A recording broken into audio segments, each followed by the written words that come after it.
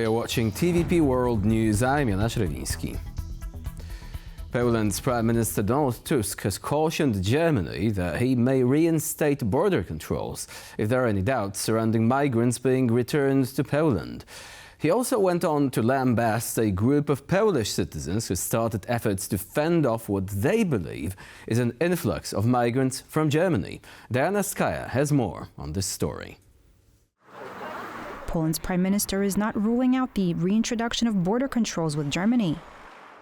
I will not hesitate to make a decision to introduce temporary controls. It is likely that we will introduce such partial controls on the border with Germany in the summer.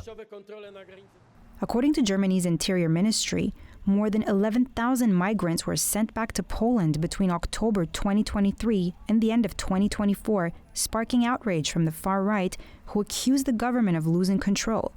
But Warsaw says that most of these migrants had previously lived in Poland legally. Just a month earlier, Polish Prime Minister Donald Tusk and German Chancellor Friedrich Merz pledged unity, but also drew a red line. The goal is a common goal, namely to drastically reduce irregular migration.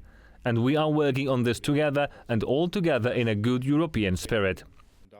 In recent days, some 200 self-declared citizen patrols took matters into their own hands, blocking roads, carrying banners reading "Stop Illegal Immigration," and clashing with police in Polish towns near the German border. And they found support from Poland's far-right opposition leaders who accused Tusk of ignoring the migrant issue. It is a pity that our country, which should be dealing with this, is as usual pretending the problem doesn't exist. Tusk should finally address the real problem, which is Germany sending immigrants from Africa and Asia at us. Donald Tusk rejects the narrative and went on to lambast a group of Polish citizens who took the matter into their own hands, starting efforts to fend off what they believe is an influx of migrants from Germany. These are the actions that are supposed to show that Poland is being flooded with illegal migrants from the West. This is not true. Still, any new controls could disrupt daily life for a significant number of Poles who cross the border for work daily. There is regular gridlock on the Polish side. People can't go to work or university. And then, of course, there is the federal level, where we believe that the discourse is narrowing down to illegal migration. With Schengen's future hanging in the balance, Poland is now walking a tightrope between sovereignty, European unity, and the political storm building at its border. For TVP World, I'm Diana Skaya. Now, Denmark is taking over the EU presidency from Poland, with the 1st of July marking the moment of transition. Among the key achievements of the 6-month-long Polish presidency are advancements in the defense sector, including the European Union's decision to invest in defense and security through Poland's proposed Security Action for Europe, or SAFE mechanism, as well as through the East Shield project, aimed at protecting the EU's eastern borders with Russia and Belarus. I think that during these 6 months we have gained an extraordinary amount. Poland has shown that it can set the tone of the discussion in Europe, in the European Union. And with our growing economic position, we are currently the 6th largest economy in the European Union, and after adjusting for purchasing power parity, the 5th among the top 20 economies in the world. This also translates into our growing influence and, consequently, growing responsibility. A good prelude to our presidency were the December decisions by the Commission to allocate 52 million euros for the protection of the Polish-Belarusian and Polish-Russian borders, as well as the clear naming of what is happening at the Polish-Belarusian border. There is no Polish word for weaponization, meaning the use of migrants as a weapon. Now, on the final day of Poland's presidency of the EU Council, the 17 sanction packages imposed by the European Union on Russia were successfully extended for another 6 months. And if EU members manage to get Slovakia and Hungary on board, an 18th package of sanctions may soon be on its way. With signs of struggle already appearing in the Russian economy, experts believe the next round of sanctions could push it over the edge. Konrad Gorliński has more. Signs of a struggling Russian economy appeared already this Friday when President Vladimir Putin announced that he'll need to cut defense spending to deal with a surge in inflation. But here is the most important thing. We are planning a reduction in defense spending. Next year and the year after it, over the next 3 years, we plan to reduce defense spending. On top of these admissions, Russia's GDP figures are declining. Growth has fallen to 1.2%, and even though this doesn't seem that bad compared to some major Western economies in recent years, the reality may be much worse, as there's very little access to real data coming out of Russia. I think the state of Russian economy is so bad that they are desperate to hide it from the rest of the world. In addition, it's important to underline that all of this additional growth is being fueled by military spending, which in turn is fueling Russia's deficit. Now, as few trust Russia to buy its debt, it's mostly borrowing from itself. Well, this means it's paying for it with inflation, which is ballooning exponentially.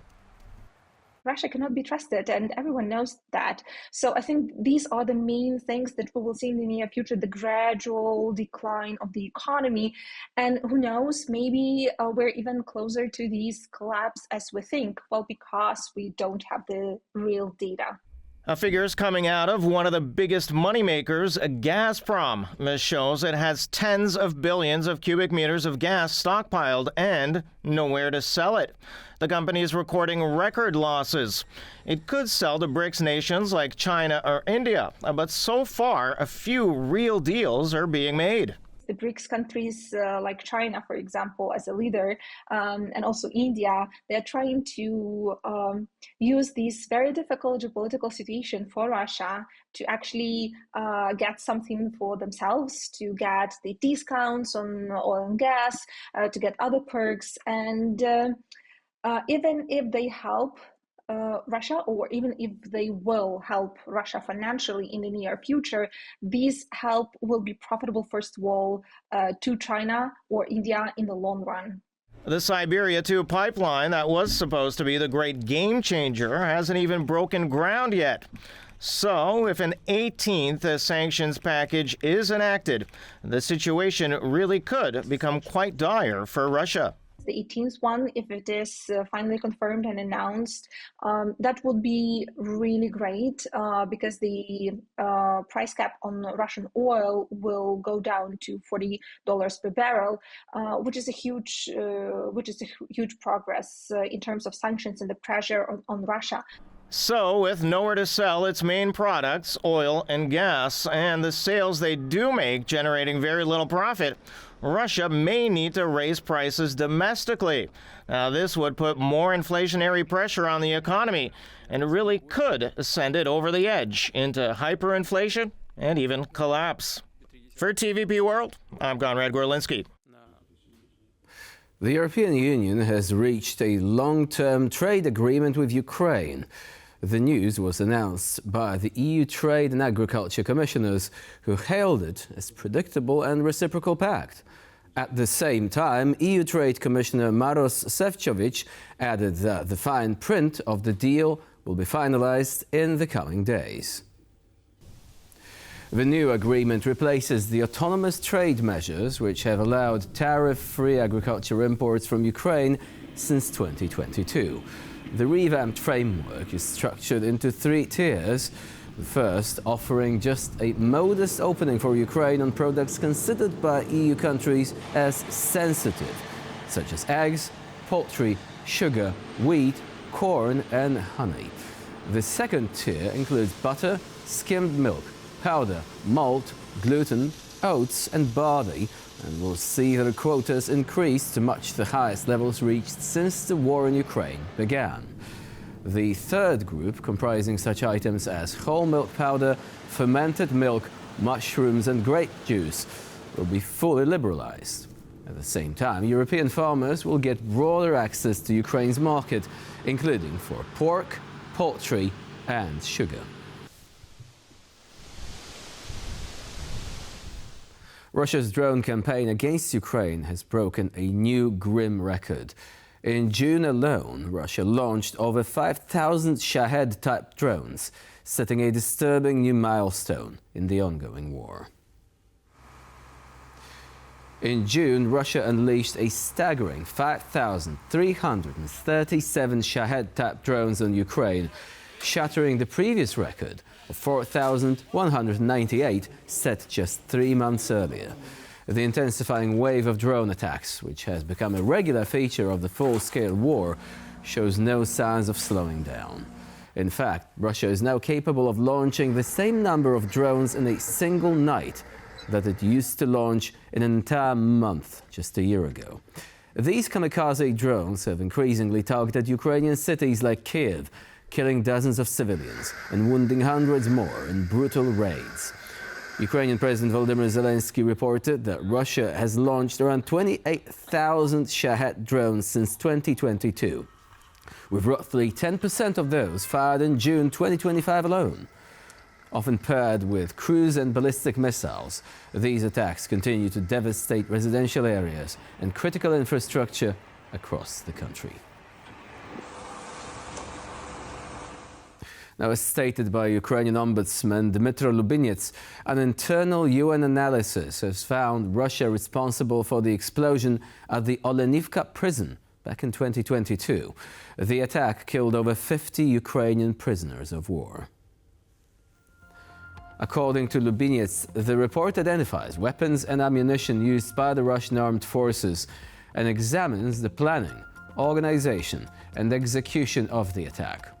Kiev has said that days before the July 2022 attack, Russia deliberately put Ukrainian members of the Azov regiment, who were awaiting a prisoner exchange, in a separate part of the prison, which was later destroyed in the explosion. Moreover, according to a previous UN report, Russian authorities prevented efforts by the international community to independently investigate the attack and contaminated evidence at the site. So far, Russia denied responsibility for the deaths of Ukrainian POWs.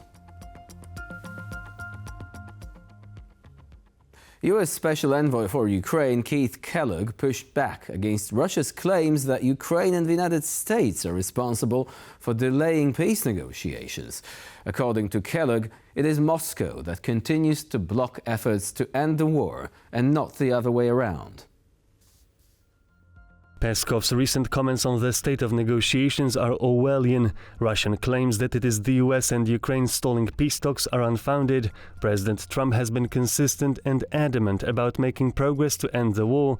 We urge an immediate ceasefire and a move to trilateral talks to end the war.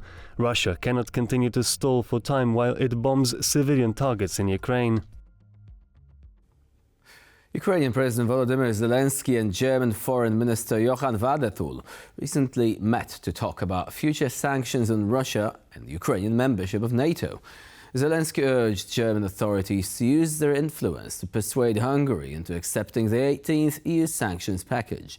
Zelensky also thanked Germany for its stance at the recent NATO summit, reaffirming Ukraine's eventual membership of the alliance. We are grateful for the support of the 18th package of sanctions against Russian aggression. I know that Europeans, as the leaders of Europe, are very close to finalizing this package. I'm aware that there are still some misunderstandings with officials from Budapest, and on our part we would like to appeal to Germany, as a strong country and as a leader of Europe, to engage in dialogue with Hungary. I believe it is in the interest of all of Europe that sanctions packages against Russia are effective, that Russia feels the true cost of this war.